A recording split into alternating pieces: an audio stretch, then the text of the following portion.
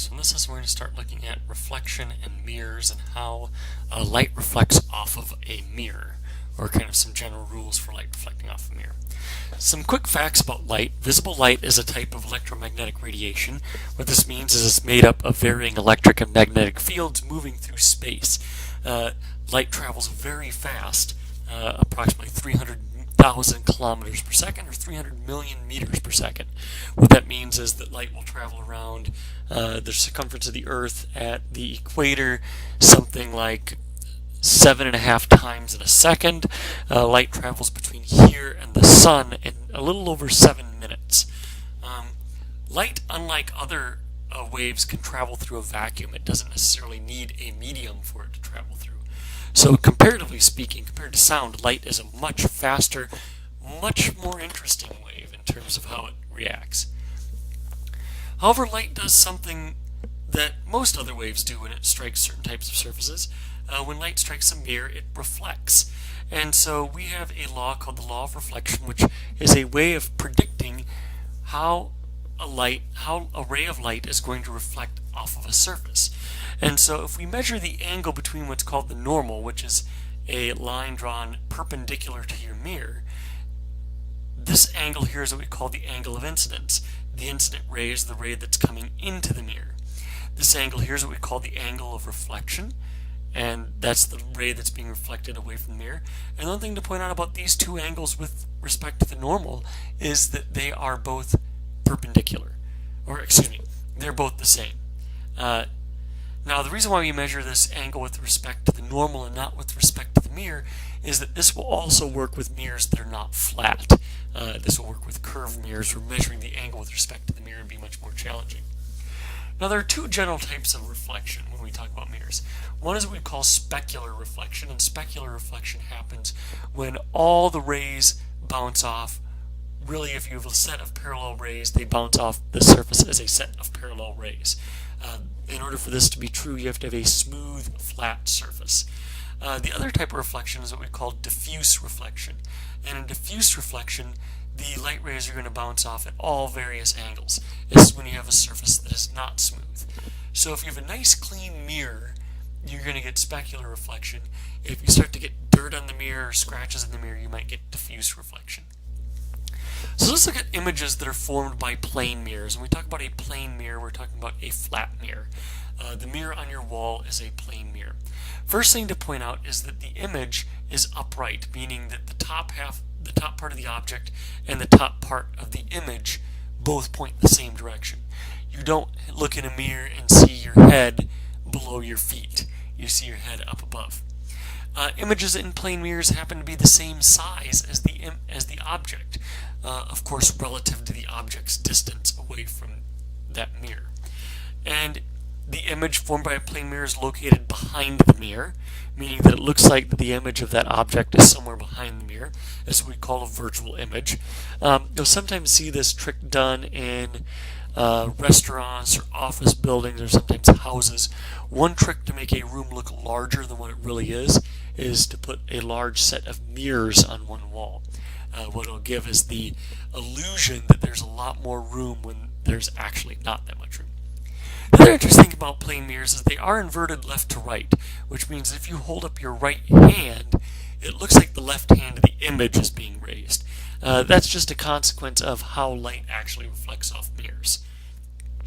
So let's look at a quick sample problem. And so below we have a picture of a laser beam that's suspended 1.8 meters above the floor and 1.1 meters away from the mirror. And we have a mirror that's perpendicular to the floor, and the beam's angle of incidence with the mirror is 33 degrees. We want to figure out how far away from the mirror will the reflected beam strike the floor.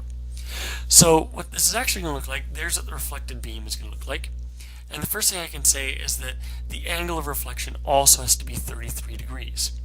So there's a couple things that I could maybe figure out. That's one thing. I could know that angle is 57 degrees.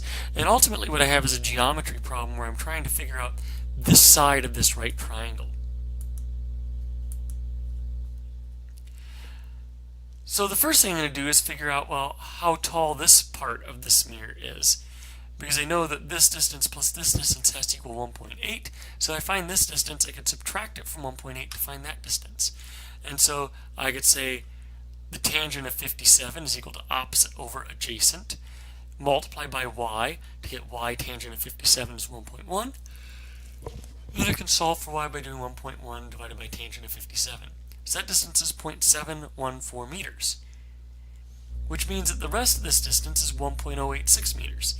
And I can do something very similar. Tangent of 57 is equal to x times 1.086. 1.086 meters times tangent of 57. And so the light will reflect 1.672 meters away from the mirror on the floor. Now, we haven't done anything all that fancy here. All we've done is right triangle trigonometry and geometry. I find with a lot of these law of reflection problems, if you draw a picture of what it looks like, it becomes much easier to solve the problem. You can actually just use geometry to solve the problem. So the second question I have is, how tall does a plane mirror, how tall does a plane mirror need to be for you to see your entire body in the mirror? And the answers are the same height as your body. So I am about 180 some centimeters tall, so I need a mirror that's about 187 some centimeters tall. B, only half your height, so about 90 centimeters. Or C, somewhere between half your height and your height. So let's actually do a quick rationale or reason through this. First thing we can point out is if your eyes are here and here's the top of your head, you're going to have the image at the top of your head at the location. So your eyes need to kind of bounce, or that light ray needs to bounce off here. So if you have a light ray coming from your head, it needs to bounce off here and get to your eyes. Same thing is true with your feet. It has to bounce somewhere about the midpoint of your body to see your feet.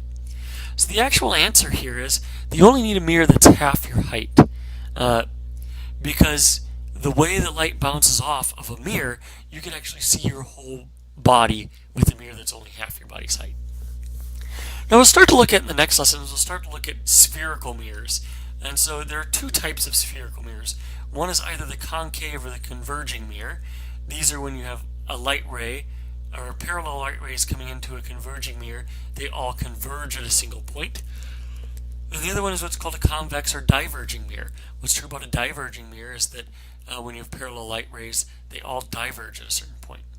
So we look at converging light rays, converge parallel rays to a single point. This point is called the focal point. What's true of the focal point is that the focal length, where the focal point is located with respect to the mirror, which we call f, is half what's called the radius of curvature. What the radius of curvature is if you draw the mirror out like a circle, the radius of curvature is the distance from the mirror to the middle of that circle. Now in a diverging mirror, the parallel light rays diverge away from a focal point. And so the focal point's actually located somewhere behind the mirror. And so we actually make the focal point a negative value in this case. That's where this negative sign comes into play. So the next couple lessons we'll look a lot at converging and diverging mirrors and look at ways we can start to predict the images that are formed by those types of mirrors, as well as our plane mirror.